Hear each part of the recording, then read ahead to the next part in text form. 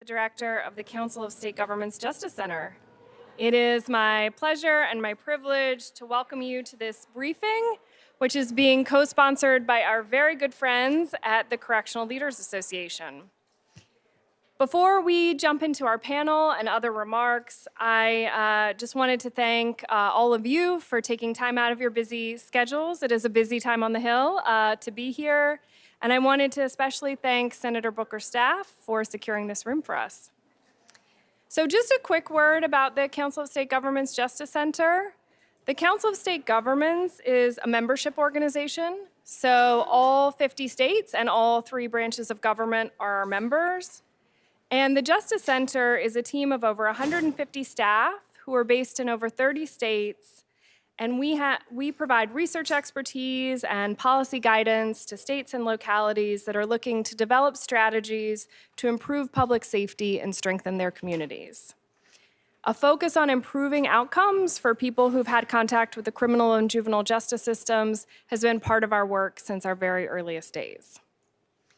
Our work is guided by an advisory board, one of whose members, our chair, you'll hear from today. They include leading criminal justice practitioners who work in and with state and local governments across the country. There are judges, cabinet officials, state legislators, law enforcement leaders, defense attorneys, prosecutors, and people with lived experience of the justice system.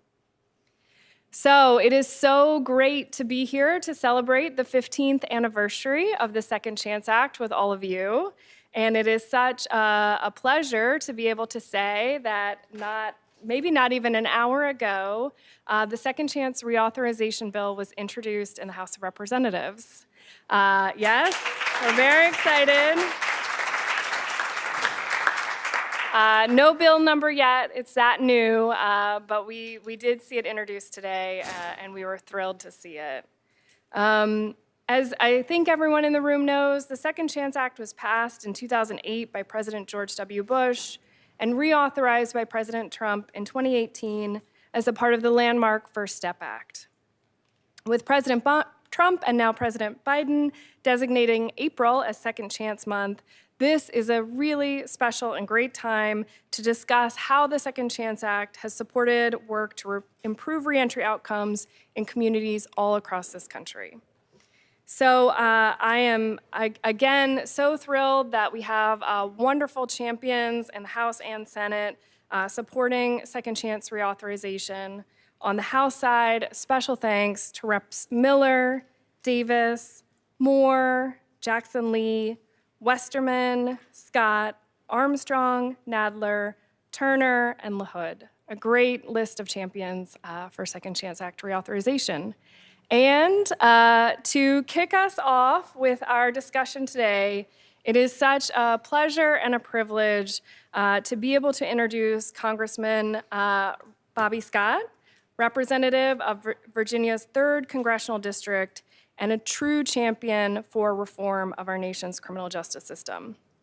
I could go on at length about Congressman Scott's legislative accomplishments, but the most special one to us in this room today is that he was an original co-sponsor of the Second Chance Act, and he has been with us these many years, the 15 that it's been law, and the many years before when the legislation was being crafted and introduced. He's been such a steadfast advocate for providing people in prison with the opportunity to turn their lives around, rejoin their families and communities, and we are so grateful to have you here today.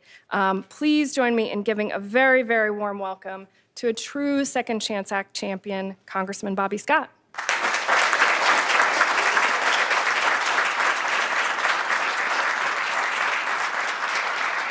I'll ask you to take. Thank you, and I apologize for my voice. I lost my voice a couple of days ago and haven't gotten it back yet, but I want to thank the Council of State Government Justice Center and the Correctional Leaders Association for spearheading this opportunity to hear of why we need the Second Chance Act reauthorized. It's one of those bills that how can you disagree with it? Because you're either going to pay now or pay later. You can pay now and make sure that people coming out of prison have the support they need to get back on track and stay on the right track. Or you can try to save a little money now and have them come back at a much greater expense coming back to prison. So this is one of those things where Democrats and Republicans don't agree on much, but we can agree on this. And I want to thank Representatives Davis, Miller, Armstrong, Jackson Lee, Nadler, Westerman, and Senators Capito, Booker, Cornyn, and Durbin for all working together to make sure that this gets reauthorized. There's a lot of work that we need to do. I think inertia is probably as much of a enemy to us as anything else. So if you just keep pushing, it'll happen. So I want to particularly thank a former staffer of mine, Liliana, who is working hard for you and going to make sure this happens.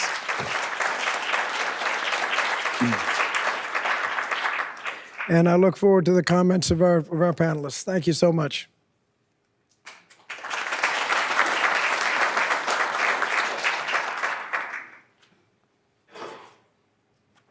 Thank you so much, Congressman. I want to say, recipients of Second Chance Act grants have provided vital services for people returning to their communities from prisons and jails. Things like employment training and assistance, substance use disorder treatment, education, housing, family programming, mentoring. The Second Chance Act does it all. It does it all, and we've seen real results. When states focus on reducing recidivism, they can make policy change. In fact, we have a new report that the Council of State Governments Justice Center released just today, so hot off the presses, that shows that since the passage of the Second Chance Act in 2008, state-level reincarceration rates have lowered by 23%. We were so excited to release this report and to focus on the positive trends in recidivism reduction that we're seeing across the country.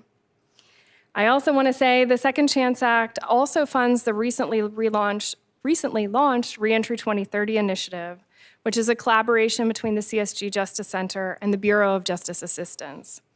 We're helping states to access services and supports to really take a state-level focus on reducing recidivism. Thus far, governors in 4 states, Missouri, Alabama, North Carolina, and Nebraska, yes, with the help of one Rob Jeffries, who we'll hear from soon. These governors have stood up and said that reducing recidivism and improving reentry outcomes is a priority not just for the directors of corrections, who we know can't do it alone, but for the entirety of their cabinets, for the entirety of state government. And they've said that the only way that we're going to see the results we want to see is if we have a whole of government approach where everyone is working together to ensure that people are supported when they leave prison and jail with the things that they need to be successful. So I am so happy to have here with us one of our first 4 Reentry 2030 state champions, and also our co-host, Rob Jeffries, who's the director of the Nebraska Department of Correctional Services. He also happens to, for purposes of this event, be here in his capacity as president of the Correctional Leaders Association, a role he assumed in November 2023. He has more than 28 years of correctional experience, previously serving as director of the Illinois Department of Corrections, where he created a dedicated reentry division, reduced the department's restrictive housing population by 40%, and streamlined population reduction mechanisms that resulted in the state's lowest population level since 1991. He also held several executive-level positions with the Ohio Department of Rehabilitation and Corrections. Director Jeffries, it is a pleasure, it is a privilege. Thank you for being here with us today. Thank you for co-hosting. I hope you might say a few words of welcome to everyone.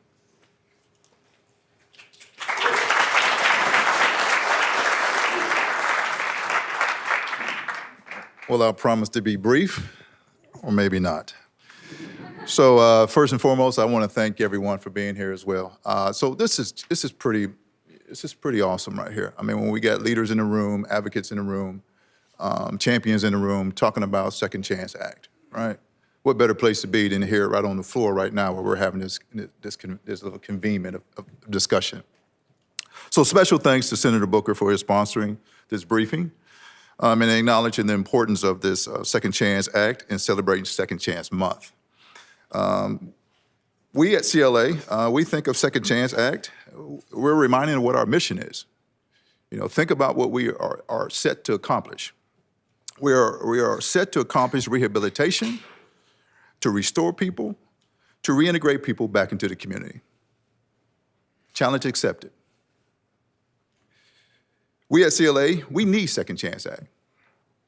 To accomplish this mission, we need to provide those resources. We need to provide the treatment services. We need to be able to put the right person in the right program at the right time. It is essential to returning people better to the community than they first came into us. So we celebrate this Second Chance Month. We celebrate the champions of the Second Chance Act. So we want to celebrate the policymakers. We want to celebrate the advocate groups. We want to celebrate the population because it takes just more than just the organization. It has to be the willingness to change. So, in closing, it's going to take all of us across this nation because it's not just a correctional thing. This is a national thing. And so with that, I think we are all in the right space at the right time to do some impactful change across this country. So thank you all.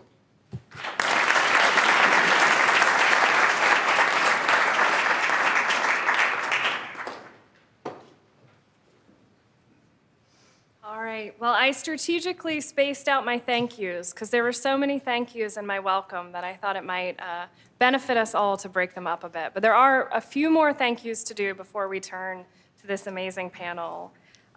One is to thank those members of Congress who, over the 15 years that the Second Chance Act has been law, have steadfastly supported appropriations for the bill to make sure that there is funding and support that can go out to communities all across the country who are doing vital work around reentry. A special thank you to Reps. Davis, Miller, and Senator Cory Booker for their leadership in circulating letters in Congress in support of continued funding for the program, and the many members of both parties who have signed those appropriations letters. A final thank you, and it's my last one for now, goes out to some of the national groups that have advocated for the Second Chance Act on Capitol Hill. I can't name them all here because we really won't get to the panel, but I do want to mention just a few: the National District Attorneys Association, the National Association of Counties, Major County Sheriffs of America, the National Alliance on Mental Illness, Prison Fellowship, the U.S. Chamber of Commerce. There are so many. They represent business communities, faith communities, law enforcement. They represent local governments and state governments, and they're all coming together with one voice to say that the Second Chance Act, is a priority for them, and we are so grateful for their amazing support. With those many thank yous out of the way, I do want to move to introduce our incredible panel. And so I'm going to introduce panel members one by one. So I'll introduce and they'll speak, and then we'll keep moving. First, it is my incredible pleasure to introduce Tammy Gregg, who is the Principal Deputy Director of the Bureau of Justice Assistance, which is located within the Department of Justice's Office of Justice Programs. I challenge anyone to say that sentence quickly. Tammy has a long and distinguished career with the Department of Justice and other federal agencies, and was former Deputy Director for the ACLU's National Prison Project. She joined the DOJ in 2000 as a trial attorney in the Civil Rights Division, and then worked as a senior attorney in the Special Litigation section. Tammy, I am so thrilled to have you here. Thank you for taking time out of your busy day to speak with us, and we look forward to hearing from you. Thank you, Megan. I'm not going to repeat my title, but I will say that, again, that I'm with the Bureau of Justice Assistance, which is part of the U.S. DOJ's Office of Justice Programs. On behalf of BJA, I want to thank my fellow speakers here today and all of you for the opportunity to talk about Second Chance Act and to share some highlights from that grant program. BJA's mission is large, but in sum, we provide leadership and services in grant administration and in criminal justice reform policy development.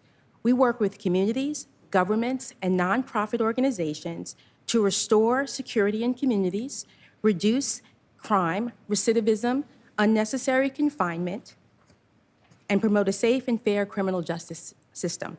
How do we do that? BJA provides funding, training, and we disseminate educational projects that are evidence-based and best practices, and we also provide training and technical assistance to states, local governments, and tribal governments. And as part of our work with respect to Special Chance Act grants, BJ's mission, along with our sister agency, the Office of Juvenile Justice Delinquency Prevention, I'm sorry all of our acronyms are so long there, we have awarded more than 1,200 Second Chance Act grants since 2009, totaling more than $700 million. In human terms, which is the important point here, right? It means that since 2009, more than 400,000 people have received vital services through the Second Chance Act grant-funded reentry programs. And that's 442,000 justice-involved individuals who participated in reentry services or parole and probation programs. And that number obviously doesn't count family members and loved ones of those who are justice impacted, which amplifies the number even further, of course. These grant programs have spanned the state, tribal, and local agencies, nonprofit organizations across 49 states, the District of Columbia, Guam, and Puerto Rico. These grants have funded a wide range of reentry services, systems improvements, and research. A couple of examples.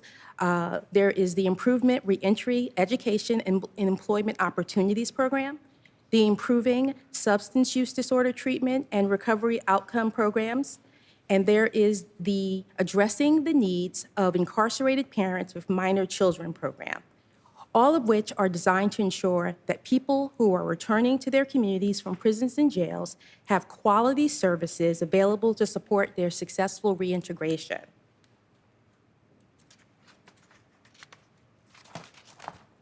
So most folks in this room know this, but when the Second Chance Act was first passed, many people thought that reentry was a discrete point of time to be met with an action. For example, the creation of a case plan or like a job placement service. But today, corrections, and in fact, all of us actually know that reentry is a journey. It's an intersection of all facets of life, and it requires intention and attention on the very first instance of which the justice-impacted person enters the system. That's the power of the Second Chance Act. I'd like to highlight a few programs so you get a sense of some of the work that we fund. One is an example from Texas called the Texas Offender Reentry Initiative, known as TORI. It received the Second Chance Act grant, and we know that it's impactful because we hear from clients. And we know that we hear from them that it really helps them understand that reentry is real and it supports them. They say that it's not just helping you get the interview, but it's preparing for it. It's having access to hygiene products and physically moving your way to the interview. It's getting jobs, which allow you to attend needed counseling, complete online courses, and earn a livable wage. Additionally, it's also helping people complete financial aid forms to be able to pay for those classes and then to stay in your corner when challenges arise. It's helping you chart the course, not just the first move. And in addition to programs like this, over the years, we have done work with supporting programs that are tailored to corrections agencies, community supervision agencies, and community-based organizations, each of which recognize the diverse leadership that is needed to advance reentry and to see the outcomes we want in our communities.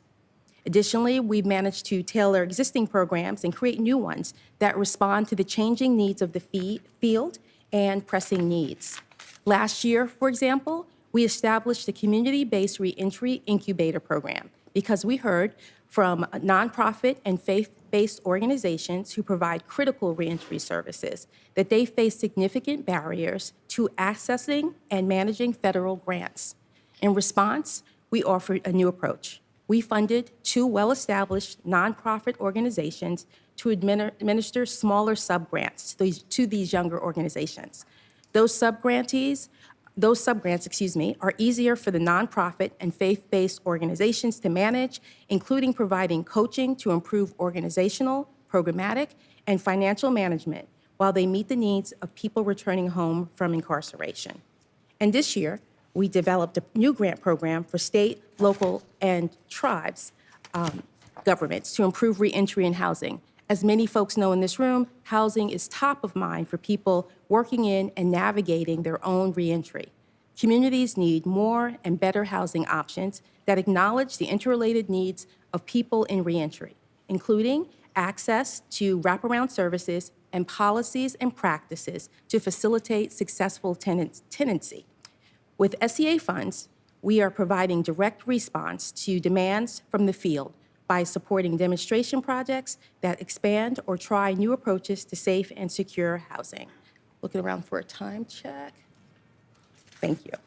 Okay, I'm going to be wrapping up. I just want to say, again, very glad to be here today, and I'm looking forward to additional conversation to talk about the type of services and support we can offer at the Department of Justice on behalf of SEA. Thank you.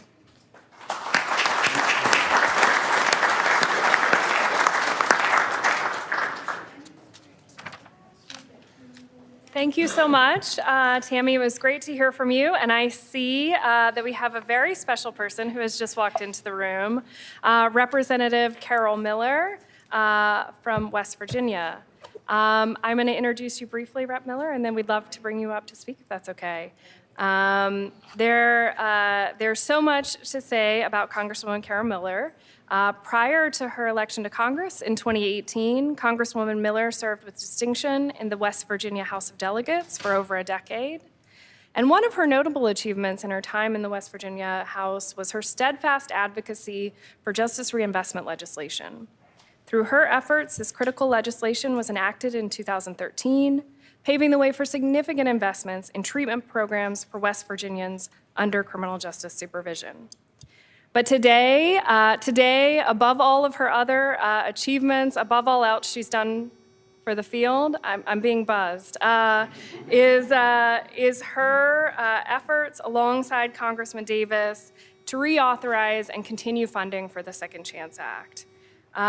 Your support of this bipartisan initiative underscores your unwavering dedication to providing individuals with the support and resources they need to successfully transition back into their communities after incarceration. We are so grateful, Rep. Miller. We are so excited that the bill was introduced today. Please join me in giving a very warm welcome to Congresswoman Carol Miller.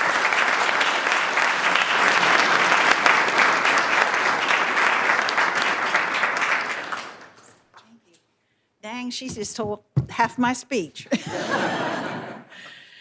Justice reinvestment was extremely important to me. I first learned about it through the Pew Foundation.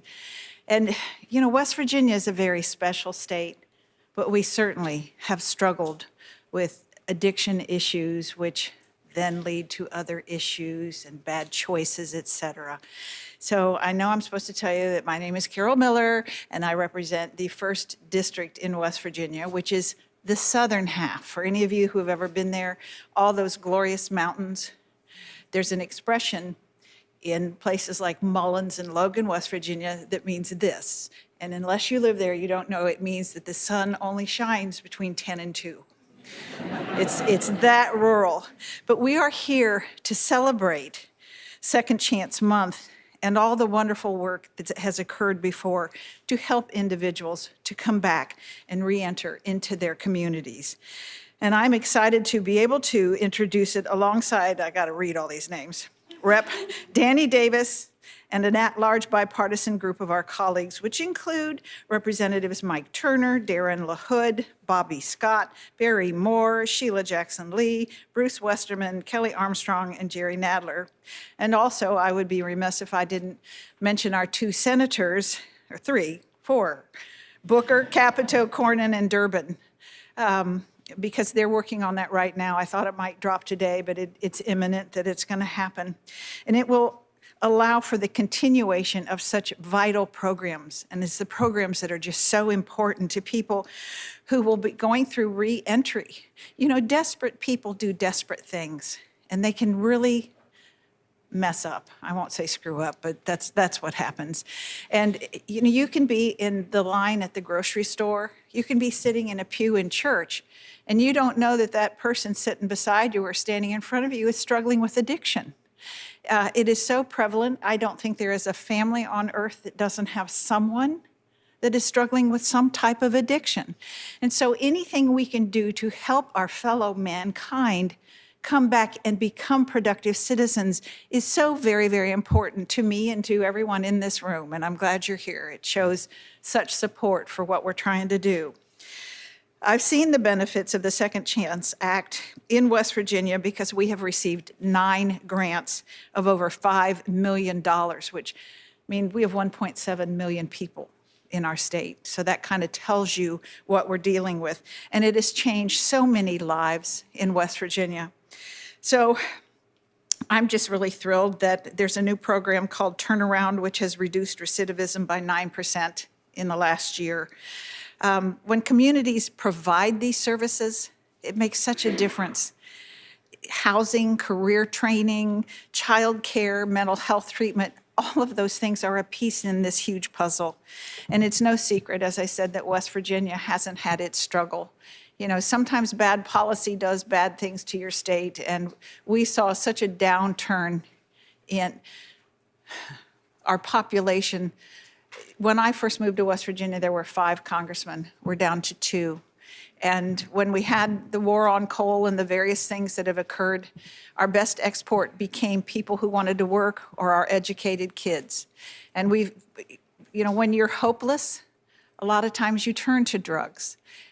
You may have had a toothache, you may have broken your arm, whatever, but there are so many people that have turned to drugs. And so anything that I can do to help treat the substance abuse, I'm going to be there. And the people in my district and across the country that are leaving prisons, you know, the next thing we need to do is make sure they don't overdose and die. Because those who do return to drugs seem to think their bodies can handle the same amount that they did before they went to prison, and they die. And that's sad. So I think it's essential that we give every American an opportunity for them to reach their full potential. And I'm just thankful to be, as I said, one little piece in this puzzle. Thank you, and God bless all of you for what you are doing.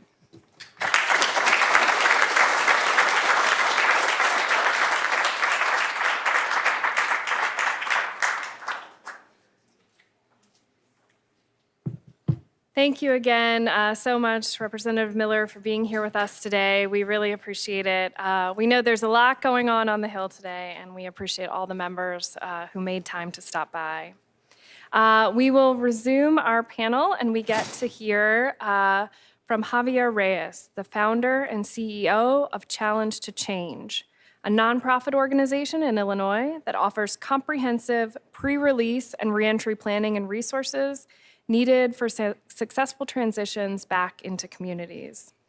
Javier is a restorative justice practitioner, activist, and prison reform advocate who began fighting for improvements to the criminal justice system during his 16-year federal incarceration.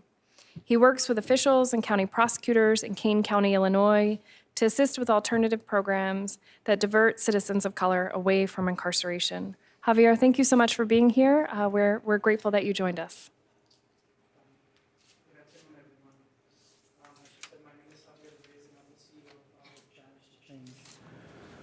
I want to thank God, first of all, and invite His Spirit into this room as we go into this dialogue. I want to thank Liliana, who's just walking into the room right now, and the Brimley Group for the opportunity.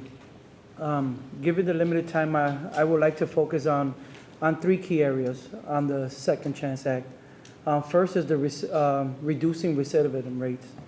The Second Chance Act plays a crucial role in reducing recidivism rates.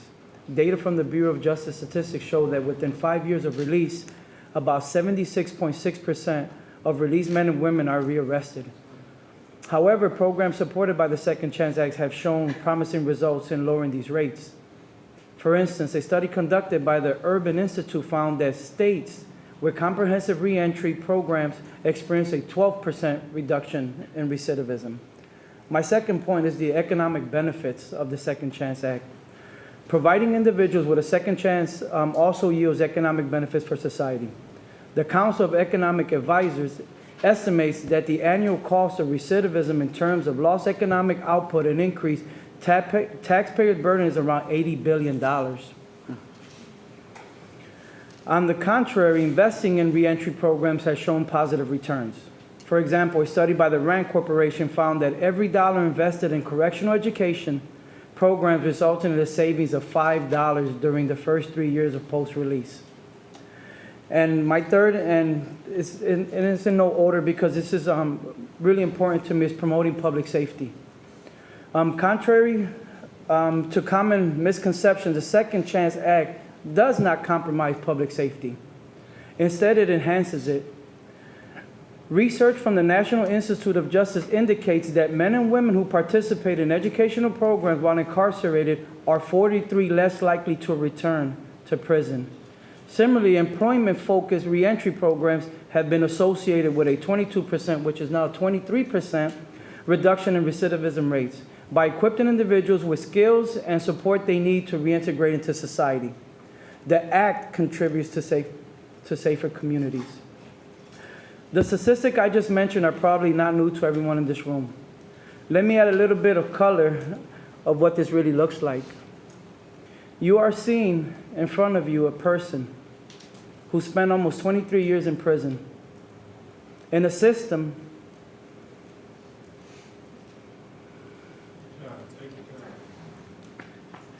that I went into at the age of 17, barely 17. I'm not going to make an excuse, even though the circumstances I was being raised in were not the best for a young person. I think about the work I'm doing today, and that's the legacy I want to leave. These 3 points I just highlighted are important not just for me, but for many people like myself, because when you have the right support system, the right programs, the right policies in place, you are creating an alternative for people who do not have these opportunities before.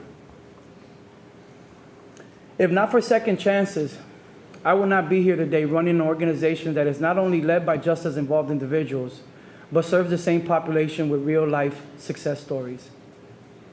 If not for second chances, Marlon Chamberlain, who was formerly incarcerated and the executive director of the Illinois Coalition to End Permanent Punishment, will not be leading the efforts in Illinois to end the barriers that exist for men and women coming out of the carceral system. If not for second chances, Desmond Meade, who is the executive director of the Florida Rights Restoration Coalition, in restoring the voting rights for 1.4 million Floridians with previous felony convictions. And if not for second chances, my good friend and mentor, Eddie Bocanegra, who is in the leadership role as a senior advisor in the Office of the Attorney General, also just as involved, will not have created the READY program that saves lives not only in Chicago, but is also a national program. The effectiveness of the Second Chance Act often depends on the specific programs implemented. Funding levels, because if we don't fund the organizations that are boots on the ground and are making first contact, then it's going to be a little harder to get to the finish line. Because what helped me will not necessarily help the next person. One question that we ask every person that comes through Challenge to Change is, what is stopping you from being successful? So I ask everyone today, what is missing from how we do jail that will produce successful men and women returning back into their communities? Thank you.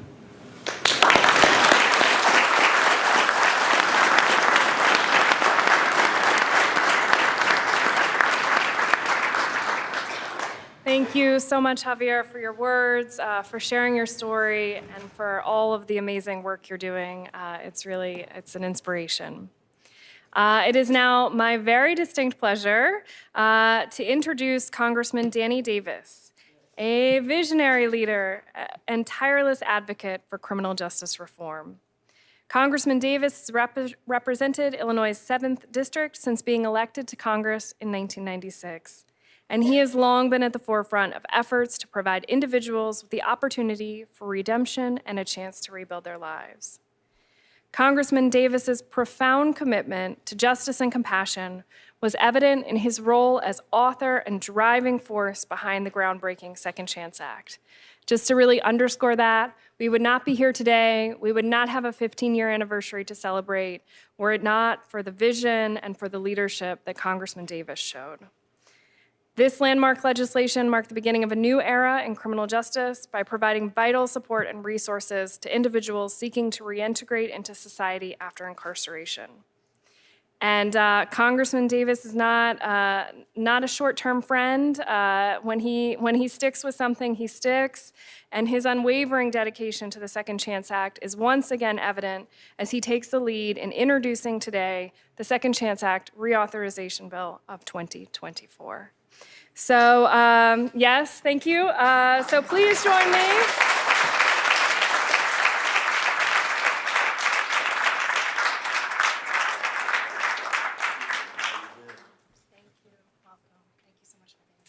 Thank you very much for a wonderful introduction. As a matter of fact, I couldn't believe that it's been 15 years. 15 years when some of us were around. I had a little more hair than I got right now, and that which I have was not as gray.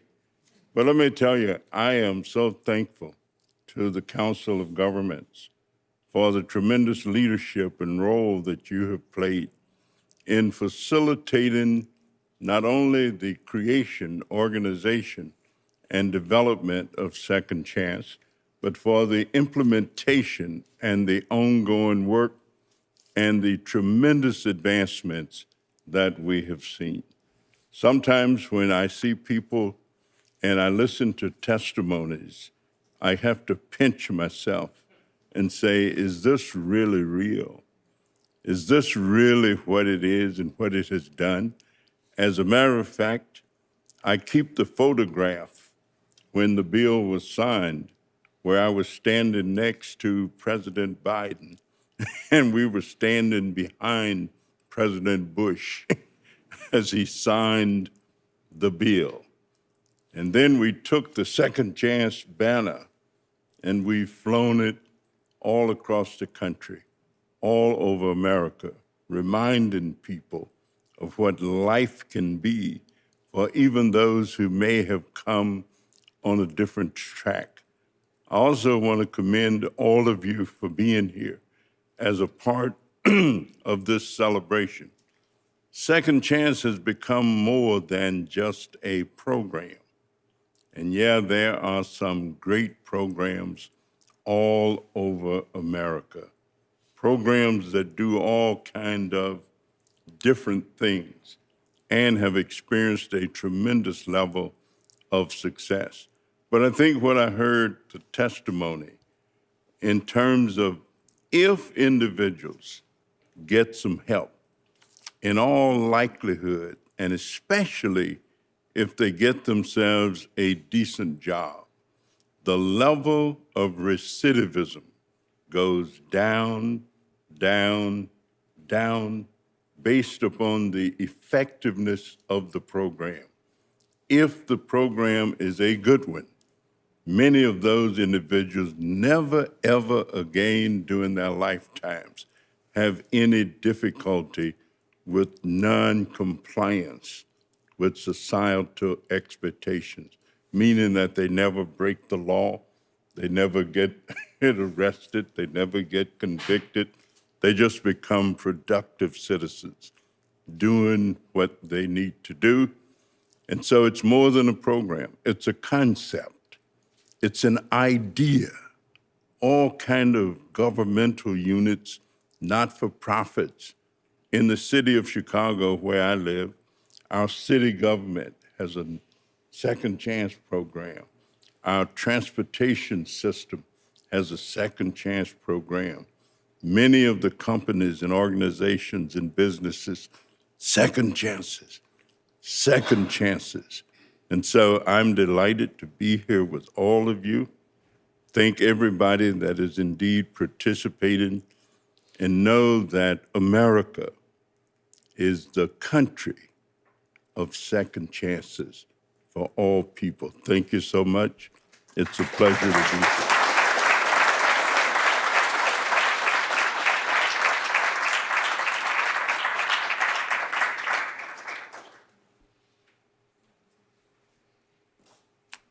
Thank you so much, Representative Davis.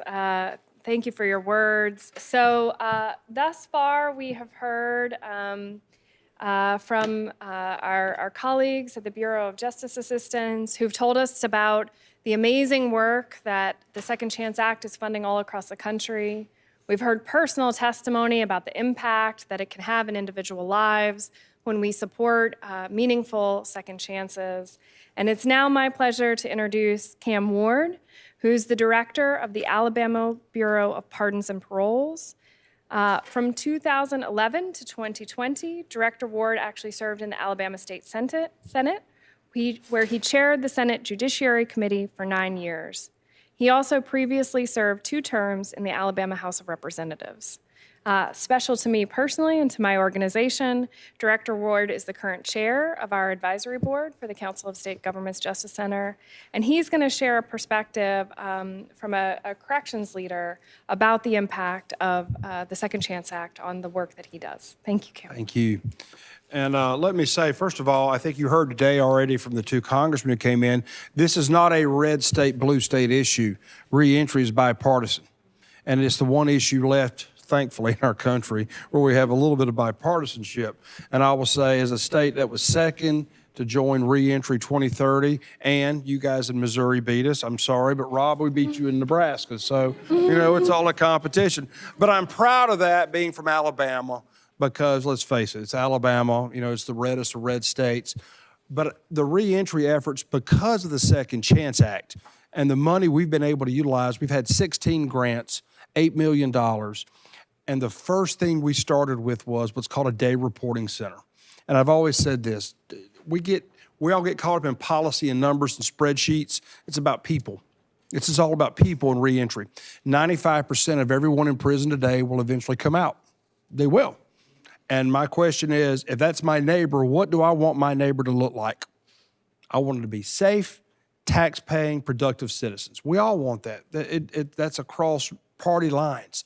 And so with our Second Chance grant that we received, the monies we've received and how we used it, we started day reporting centers. We started with 1 in 2009. Today we have 12.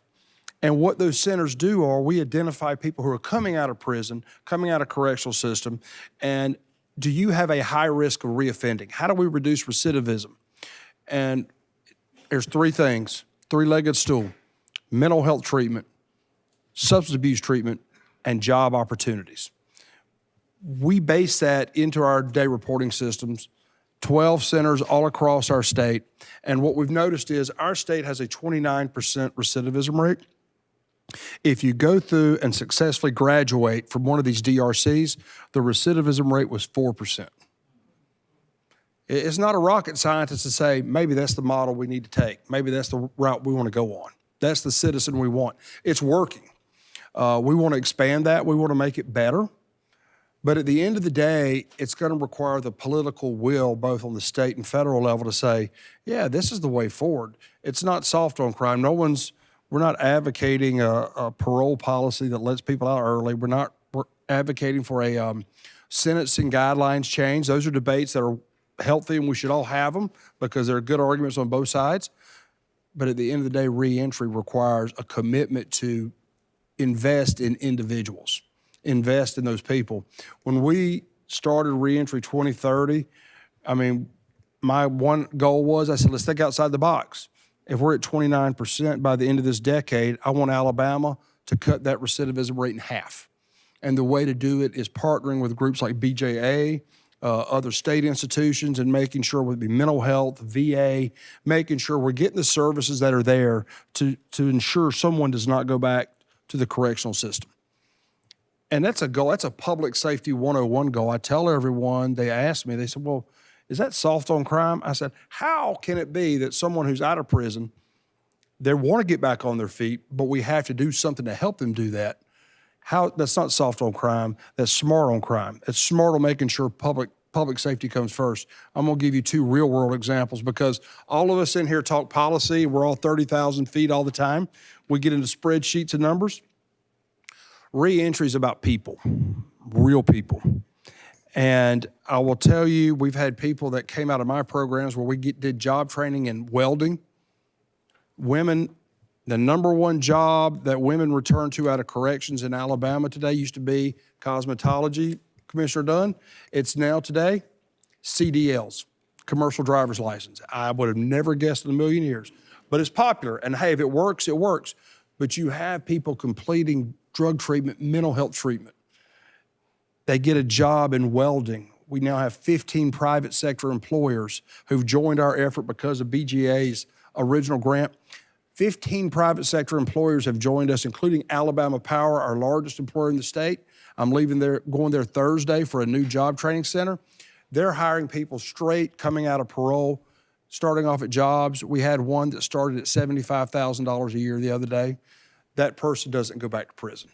That's all of our goal in this room, regardless of where you stand on the political spectrum. But let me cut it short and leave you with this.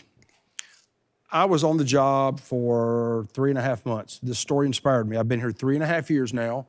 I'm a recovering politician, 20 years in the legislature. But after I was on the job for 3 months in this role, I was new to the cabinet. I was like, God, what am I doing?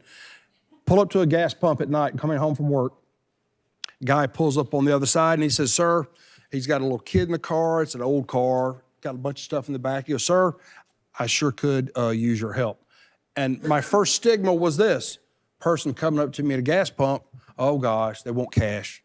And before he got a chance to ask me, I said, I don't have any money. I don't have any money. He goes, no, sir, you don't understand. I want cash. I need a tank of gas. And he says, I've been in prison for 7 years and I'm out on parole. And this is my son. My father is in Birmingham. We're in Montgomery. He goes, my father's in Birmingham. He's dying at UAB hospital. And my son has never met him. And I've been in prison. I've been a terrible father. I want to take my son to meet his grandfather one last time before he dies. I said, well, I'll pump the gas for you. So, I pump his gas. We're standing there, and bless his heart, he didn't know. He goes, what do you do for a living? I said, well, I'm director of Pardon and Parole in Alabama. And but you could see he immediately froze up. I said, no, don't worry about it. But he looks at me and says, well, I'm going through a day reporting center program, DRC. And he says, I'm going through this program, but I was on drugs. I was a bad person. I'm trying to do good. I said, that's great, man. Good luck, seriously. So I give him my card, and he was kind of skittish. He says, I promise you, I'll send you money to pay you back for the gas. I said, don't do it. Do me a favor. Graduate and be successful when you get out of this DRC and you've paid me back. Forgot about it. 3 months on the job. 6 months later, I get a handwritten note from this guy. Not only did he get clean, not only did he get his mental health issue addressed, this guy got a job welding at the Port of Mobile, starting off at $85,000 a year with benefits. And he wrote me a handwritten note. And I tell everybody today, I know the policy issues are tough, and I have the immense amount of respect for the staff and people up here and in the states. But at the end of the day, that story reminds me of something. We're doing this because of the people. We're doing this to save people's lives and make sure our communities are safe. That guy is the reason we're doing it. And I think we have to keep that in mind sometimes, because sometimes in criminal justice, we get caught up in spreadsheets and we'll look at, oh, well, this is the number here, this is the quantity here. It's not that. It's these human beings who got a chance to do it right. And so that has always inspired me today, 3.5 years later, as to what we're doing. And I think Second Chance really helped us accomplish that, and it helps us continue building upon our reentry efforts. So thank you to BJA, and also thank you to all the partners out there in the various agencies. It's an honor. Your story, Javier, I love it. That's the kind of stories that keep me inspired. Thank you all. Thank you for having me today.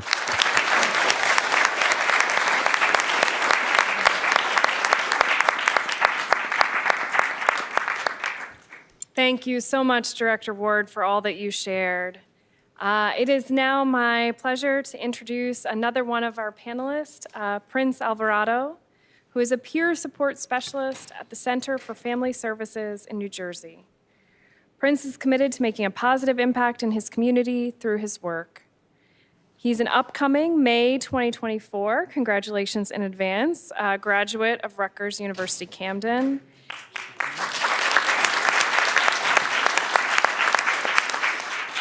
He will be receiving his Bachelor of Social Work degree along with a minor in criminal justice.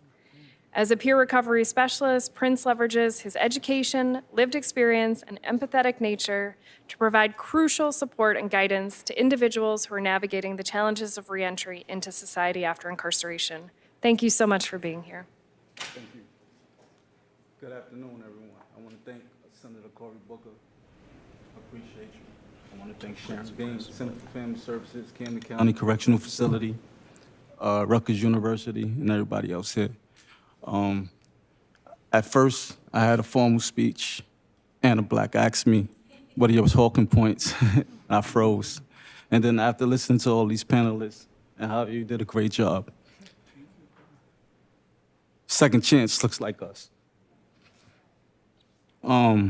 It's a journey. Education is key.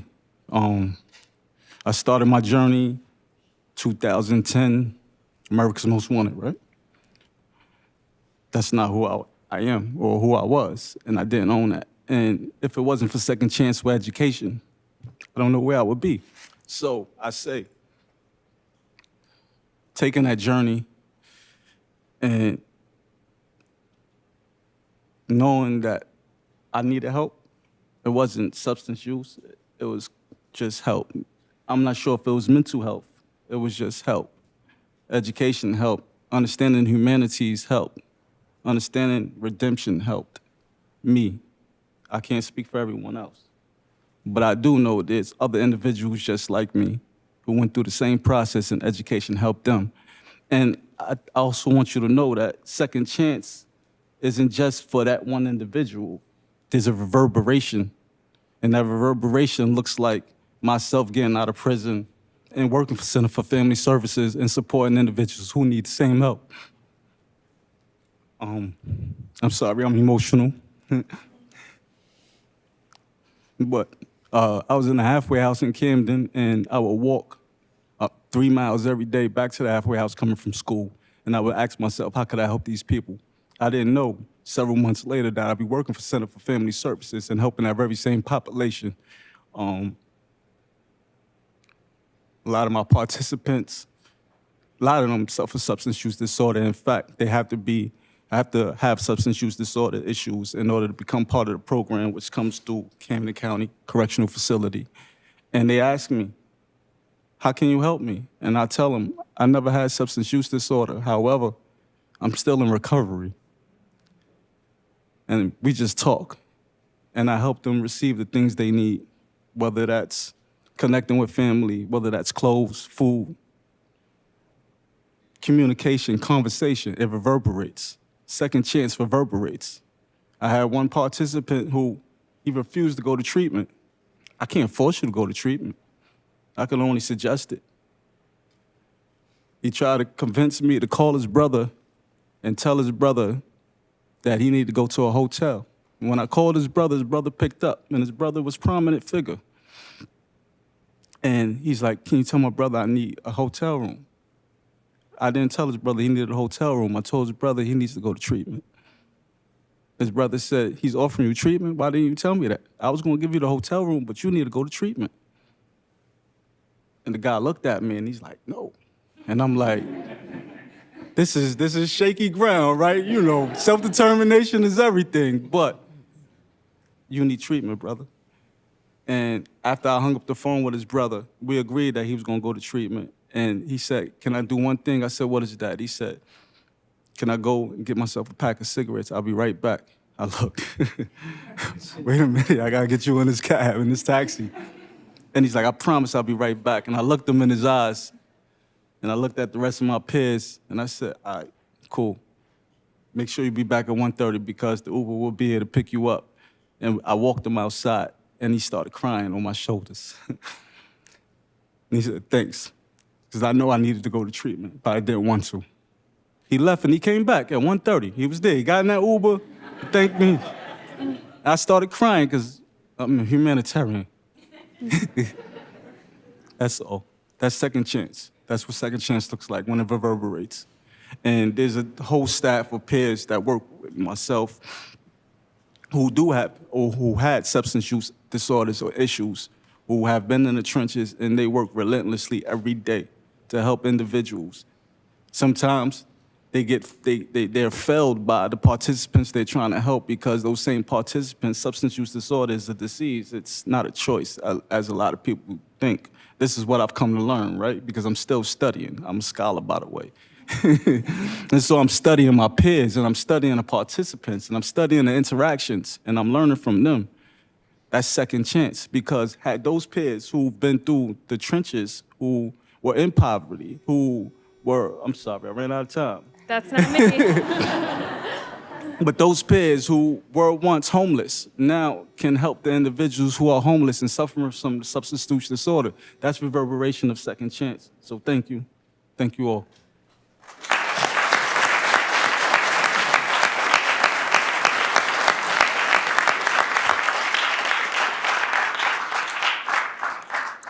Thank you so much, Prince, for your words. I want to emphasize that the buzzer relates to goings-on in Congress and on the Hill. We cannot control when it comes, but it does not mean anything. It's not a statement about wishing to hear less from you. We really appreciated all that you shared. Thank you.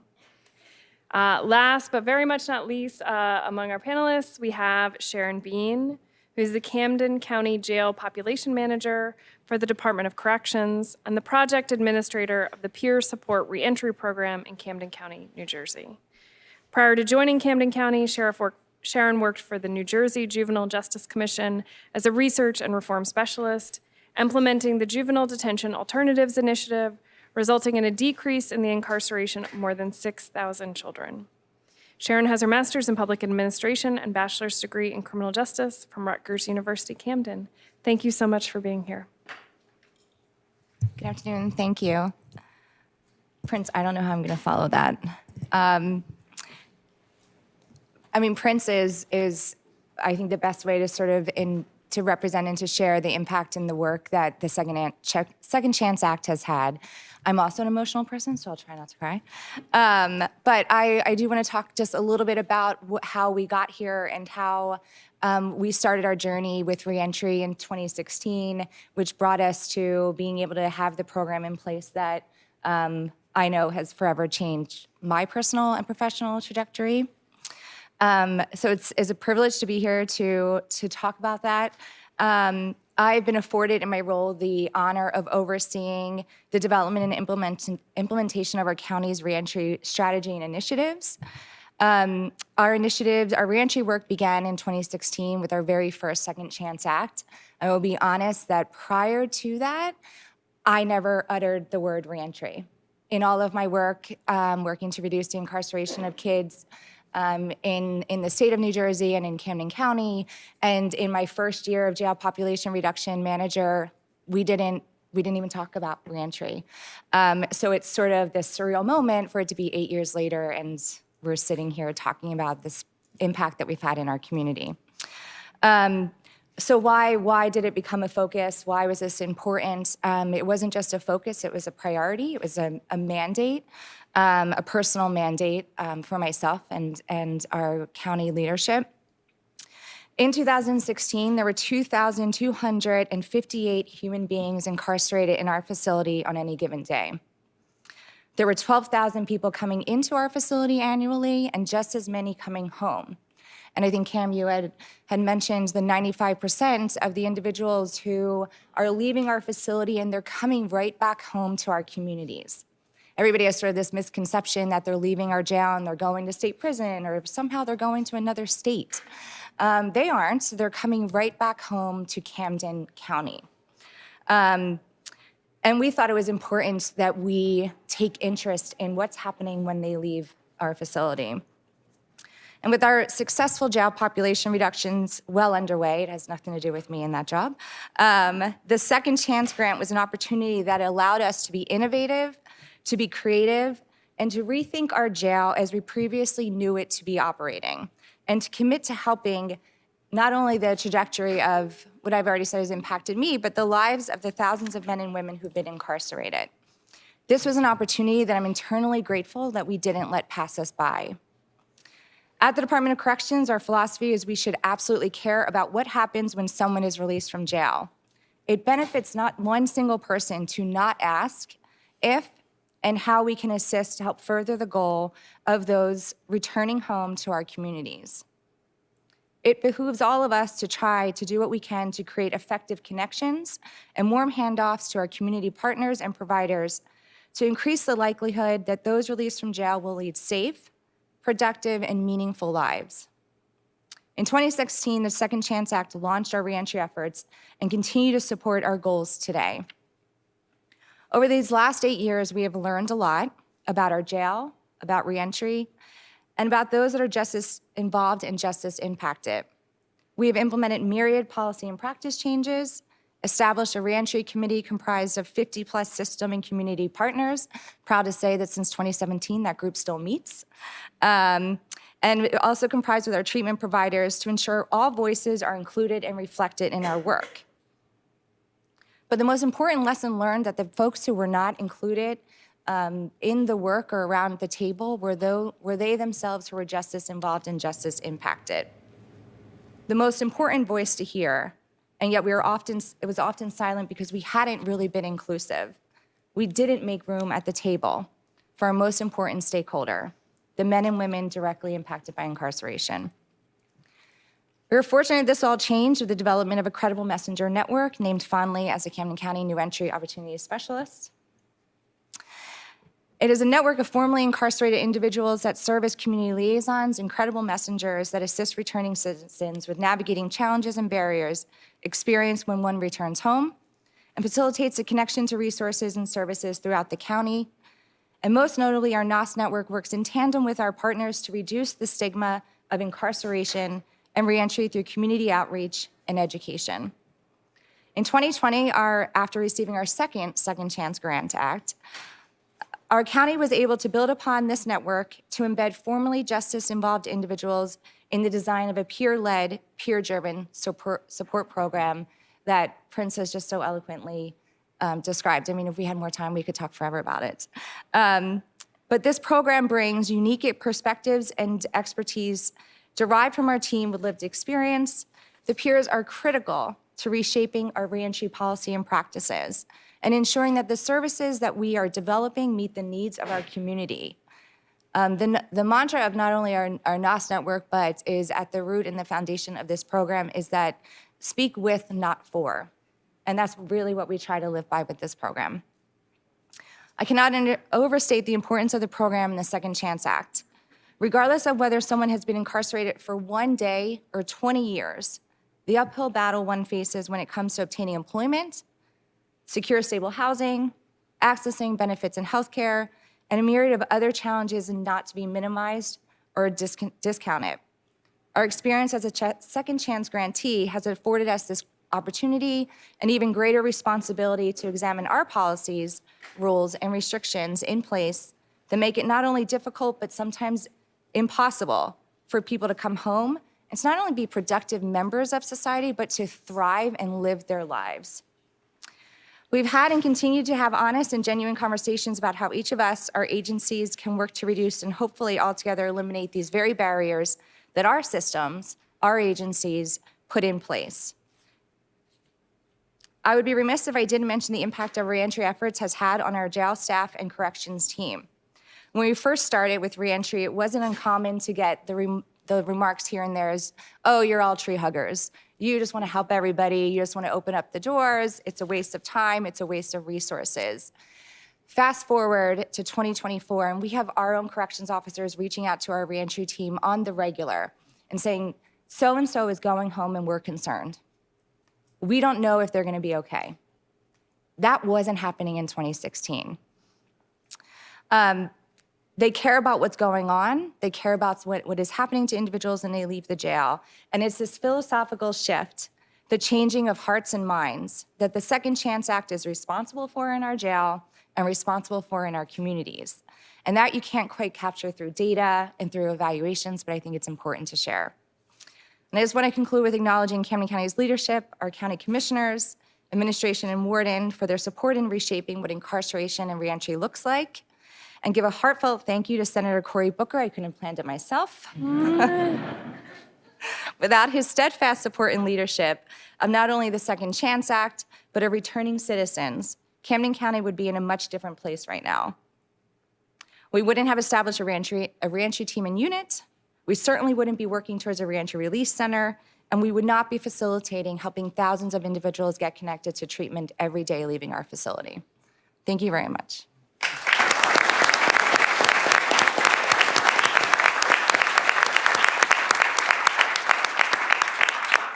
Well, it is serendipitous that we have Senator Cory Booker having just joined us when we were hearing such wonderful things about the work happening in Camden County, New Jersey, thanks to the Second Chance Act and the funding and support it's provided. We are so thrilled to have you here, Senator. Were you not here, were you not supporting us, we would not have this room, so that's one thing we're tremendously grateful for. But it's my pleasure to introduce the Senator, a dedicated advocate for criminal justice reform, who has represented the people of New Jersey since 2013. Of his many significant contributions in his time in Congress was Senator Booker's pivotal role in crafting the historic First Step Act, a piece of legislation that ushered in sweeping reforms to our nation's criminal justice system and that reauthorized the Second Chance Act. We really commend you, Senator Booker, for your unwavering commitment to the Second Chance Act, to its funding, and now to its reauthorization. This crucial piece of legislation provides opportunities for individuals returning from incarceration to successfully reintegrate into society. So please, everyone, join me in extending a very warm welcome to Senator Cory Booker. Thank you so much.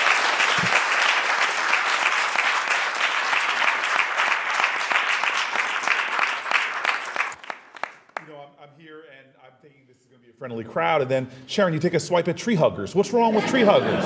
For crying out loud.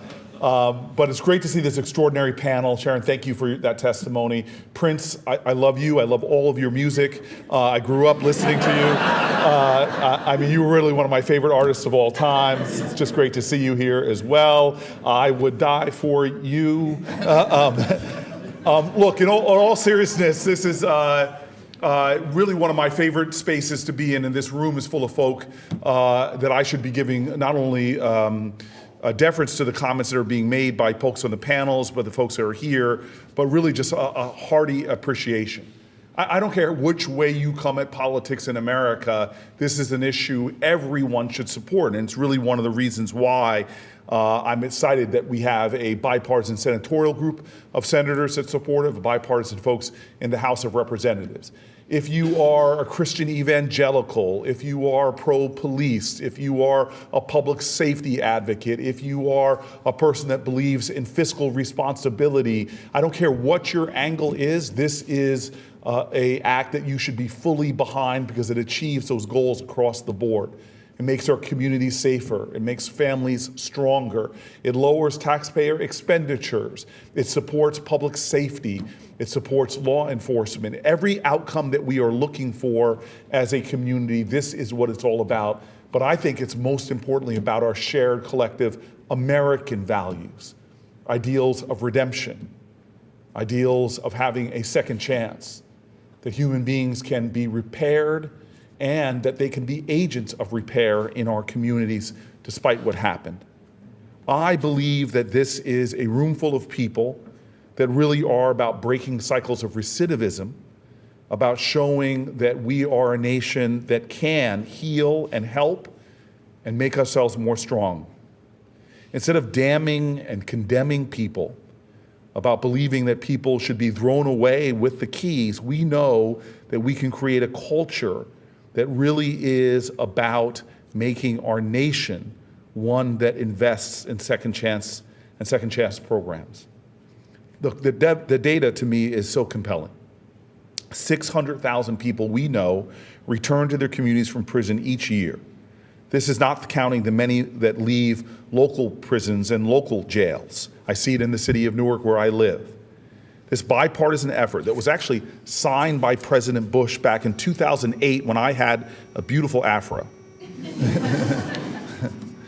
This week we're going to introduce the reauthorization with a strong group of bipartisan leaders who really should be commended, each and every one of them. But since its enactment back in 2008, the Second Chance Act has delivered 1,100 federal grants to states, localities, tribal governments, nonprofits, helping more than 440,000 returning citizens to rebuild their lives. I have met so many of these extraordinary people. And the thing I love that can't be measured, in my own community I see it, in places like Camden I see it, is these folks who are helped go on to be leaders in their own community, touch points for others, examples, role models, servants of our nation. Something about returning people that I see this with actually vets returning from overseas as well, is they have an irrational commitment to continued service. It really is extraordinary. The Second Chance Act has that kind of multiplier effect of an impact.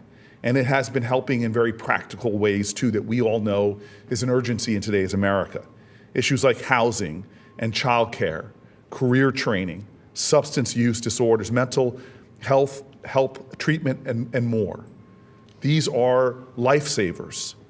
We know that people in our criminal justice system often have made horrible, horrible life mistakes. But we also know that criminal justice system itself seems to take up people who are often the most vulnerable people in our society to begin with.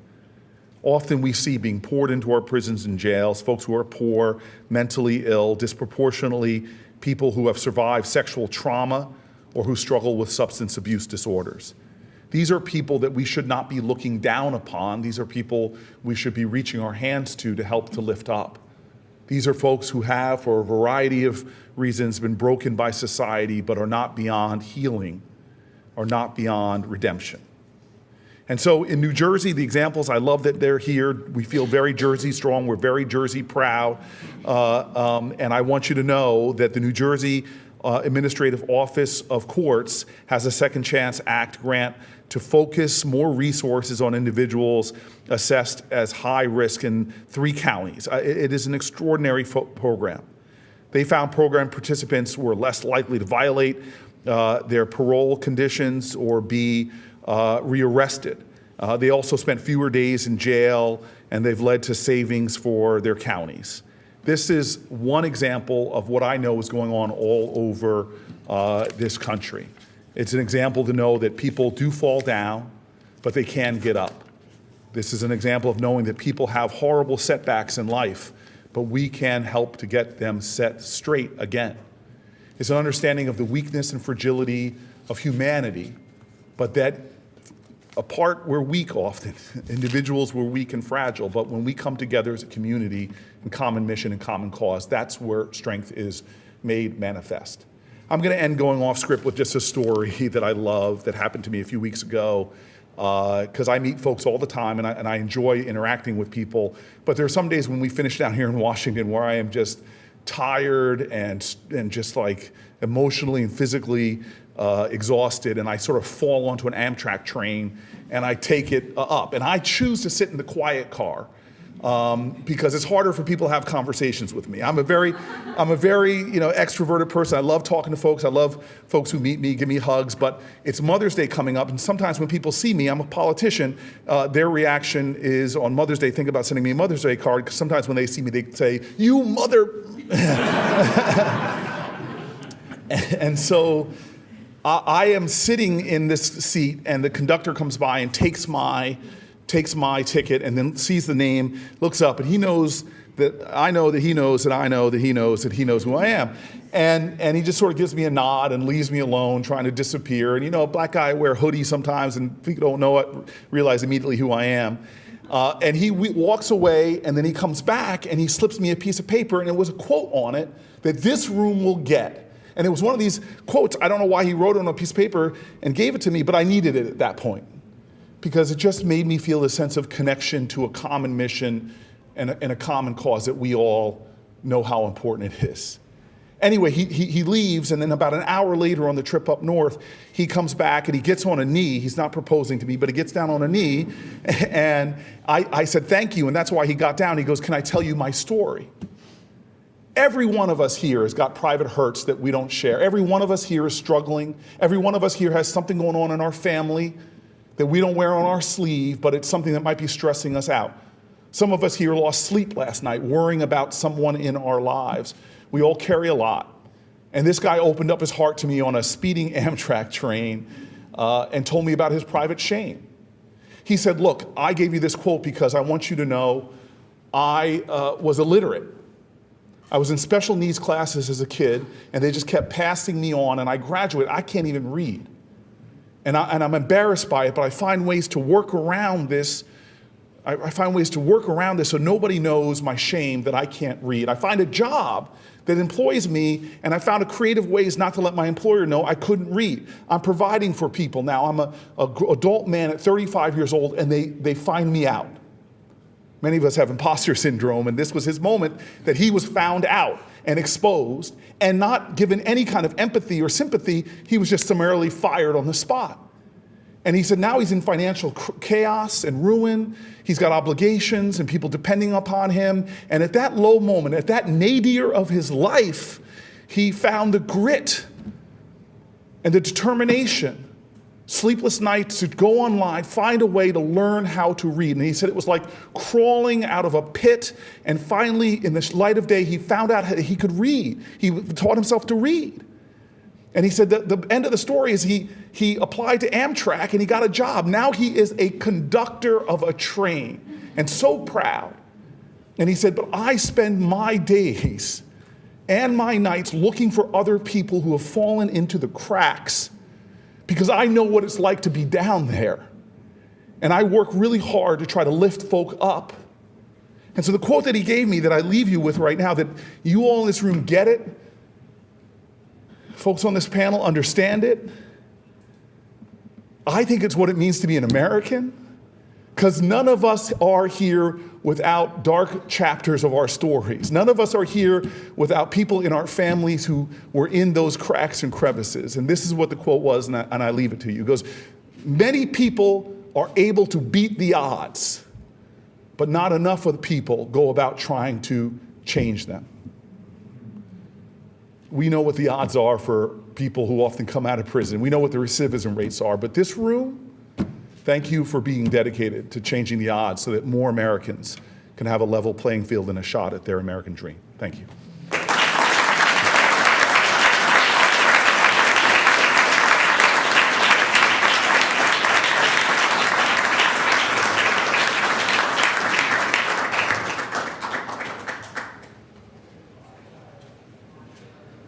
Thank you so much to Senator Booker for his words. Director Jeffries, we got to hear a minute from you in the introduction.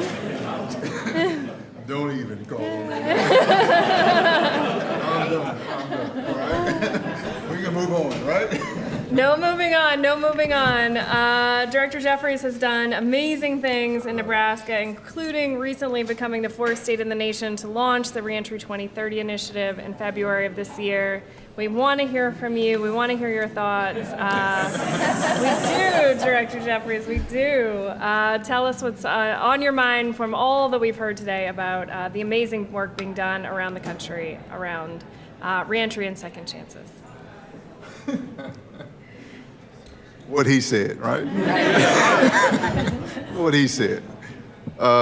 So thank you for giving me this, this sweep up duty right here after a hard act to follow, but very passionate and speaks to the heart of why we are in this room. So I'm gonna speak from a lens of being a director, and I'll hope to capture the hearts and minds of the other directors in the room about what our goal is, what are our tasks, and what is our responsibility.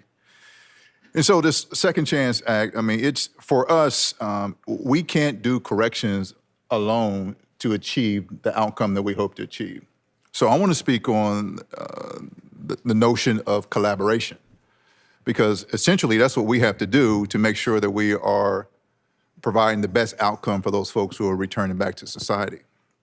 And so I'll lead with this joke. I was going to save it for Cam later. One thing, we didn't even say the word Alabama and Nebraska, so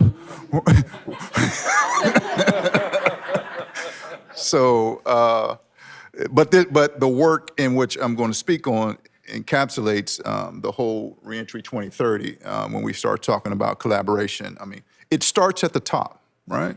It starts with not just us, but it starts with the governor, right? The governor has to understand and believe, and it's up to us to communicate. We have to lead up to make him or her understand the importance of Second Chance Act, right? And so then it goes across, right? It goes across to the cabinet members and the other state agencies. We have to be the ones, we have to be that, 360 leader to be able to communicate not only up, but across to show the importance, and everybody has to collaborate for this Second Chance Act to work, Second Chance Month to work, and the tenets of everything of it. So I truly believe that the success of reintegration is not just the responsibility of the department, but it's the responsibility of the state, right?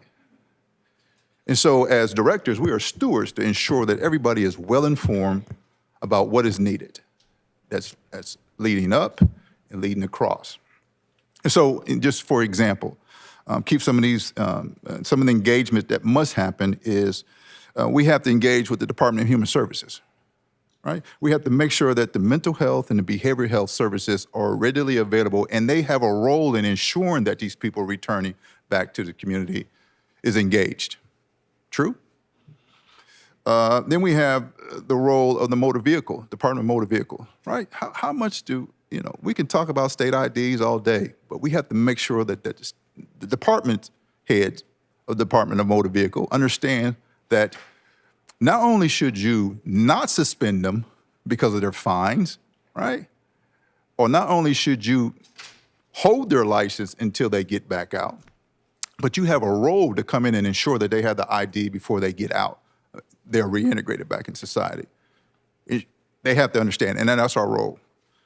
Child and Family Services. I mean, we understand that, children of incarcerated parents, the propensity for them to be involved in the criminal justice system increases.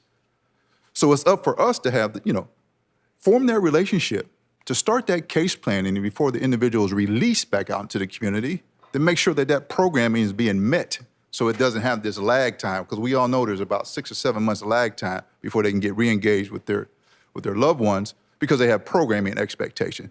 So it's up for us to make sure that that collaboration can happen before somebody is released back out. The Department of Labor, this is a great one. Workforce development. We have a national crisis right now that's going on about job shortages. Imagine that. We have a hidden workforce. We need to ensure that we are matching our job skills, our vocational, our educational, our apprentice programs with the jobs, with the job market, and the job needs are out in the community in your particular state. That sounds like a good idea. What do you think, right? As opposed to making brooms and trash bags and everything for 50 cents an hour. Department of Veteran Services. Making sure those resources are allocated properly to make sure that they are not just suspended for the family members, but making sure that those continue when someone's incarcerated, that they still receive those benefits. Making sure that there's discussion and conversation about diversion programs as opposed to incarceration for our veterans. Making sure education. I mean, last Congress, it was a reinstatement of the Pell Grant. That's a great idea. What do you think? Right? The increased education that people are receiving, the higher education you get, the better job you get. You think that applies to corrections? Just a great idea. I thought maybe I'll just throw that out there, see if it caught any wind, right? You might be all bookered out right about now, right? Y'all don't have no more enthusiasm in you guys, right? So these are just a few ideas. I got a whole list of them, but I didn't want to shame Alabama no more, so I'll just go ahead and move on. So these are just a few areas of highlight, and then, the assistance, the efforts at the national level. I mean, I can't say enough about, the work that we were able to accomplish with Congressman Danny Davis in Illinois. And I mean, the work is really there with him. I mean, I can't say enough about not just at this level, but at the state level. I mean, he was so involved in corrections in Illinois. I mean, my hat just goes off to him, and I owe him a debt of gratitude because I can remember he was the first in our reentry Zoom Father's Day. That was the first time we used virtual reality was with Congressman Danny Davis. It was during COVID. The first with post-COVID family, engagement. He would bring a bus from folks from Chicago all the way down to the southern part of Illinois, and he would fund it all to get them more engaged because, after COVID, everybody was pretty uneasy. So him and I, we partnered up with town hall meetings. We went to the community and explained the whole concept of reentry resource rooms, the whole concept of the reentry council, because it was a new idea in Illinois, and Congressman Davis was, he was right in front. So, so that's the other piece for us as directors to ensure that we keep our legislative body involved in our reentry efforts, keep them informed. And then I'll end with what we have done in Nebraska with the launch of Reentry 30. I know it's 4 states, but I only know 3 that are actually doing Reentry 2030. We don't say Alabama and Nebraska. He threw it down first, so I had to. That's right. But in all seriousness, I mean, the work that 4 states we are doing, it's a task. But you hear it's only 4 states, right? It's only 4 states. So once again, that's our responsibility as directors to ensure that our governors and our legislative bodies is informing everybody about how important these efforts are, and that the Reentry 2030 is something that we all can do and all be measured on, and use that as a resource to move us forward on this whole Second Chance Act, and to move us forward to bringing down recidivism rate, and to put us forward even further by bringing about the change that's impactful to, you know what, it's a great idea. I got another one. I just pulled this one out. We won't need it much longer. All right? So, thank you for everybody. Passionate. I enjoyed this panel. I didn't like going last, but, we'll talk about that later. It was a tough act to follow. But I truly believe that this is a meaningful conversation. I think we got the right people in the room, and I can't wait to, have this further discussion later on with all the bodies in this room, so we can bring about the greatest impactful change to change this nation and humanity. So thank you. Thank you.